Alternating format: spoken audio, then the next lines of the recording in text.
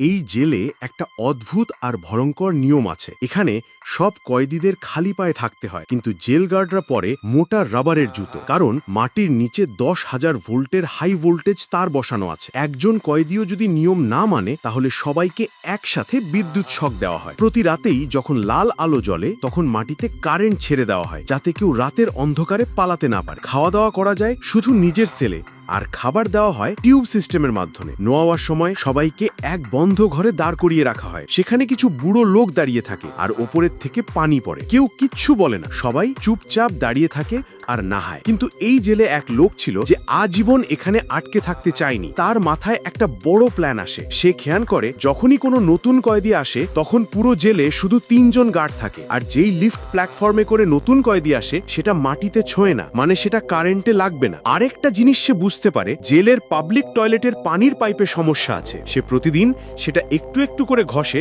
ফ্রিকশনের মাধ্যমে। একদিন সে পাইপটা ভেঙে ফেলে আর পানি মাটিতে ছড়িয়ে পড়ে। তারপর সে 2800 ইউএনে একটা সেকেন্ড হ্যান্ড আইফোন 14 কেনে, যেটা অনেক সস্তা ছিল। এরপর একটা বড় স্ক্রিনের ট্যাবলেটও কেনে। এই জিনিসপত্র জোগাড় করতে আরেকজন কয়েদির সাহায্য নেয়। তাকে বলে পালাতে পারলে নিজের সম্পত্তির অর্ধেক তাকে দেবে। প্রথমে সেই বুড়ো কয়েদি না করে দেয়, কারণ তার মুক্তির সময় আর কয়েক মাস বাকি ছিল। কিন্তু তখন সে জানতে পারে যারা নিজের পুরো সাজা ভোগ করে তাদের আসলে ছাড়া হয় না, বরং প্রথম দিনই কারেন্ট দিয়ে মেরে ফেলা হয়। এটা শুনে বুড়ো কয়েদি রাজি হয়ে যায়। পরের দিনই পালানো প্ল্যান তৈরি হয়। যেই দিন নতুন কয়েদি আসবে সেই দিনই পালাতে হবে। পরের দিন লোকটা টয়লেটে গিয়ে পাইপটা ভেঙে যায় আর আবার নিজের সেলে ফিরে আসে। তখন মাটিতে অনেক পানি ছড়িয়ে পড়ে। নতুন কয়েদি আসতেই সে সঙ্গীদের ইশারা করে। তারা ভান করে মারামারি শুরু করে যাতে গার্ডদের দৃষ্টি সেদিকে যায়। এদিকে এক সঙ্গী গিয়ে লিফট প্ল্যাটফর্ম আটকে দেয় যাতে গার্ডরা ফিরে যেতে না পারে। সব কয়েদি একসাথে নড়ে চড়ে ওঠে। কেউ প্ল্যাটফর্মে লাফ দেয়, কেউ বোর্ড নিচে ফেলে।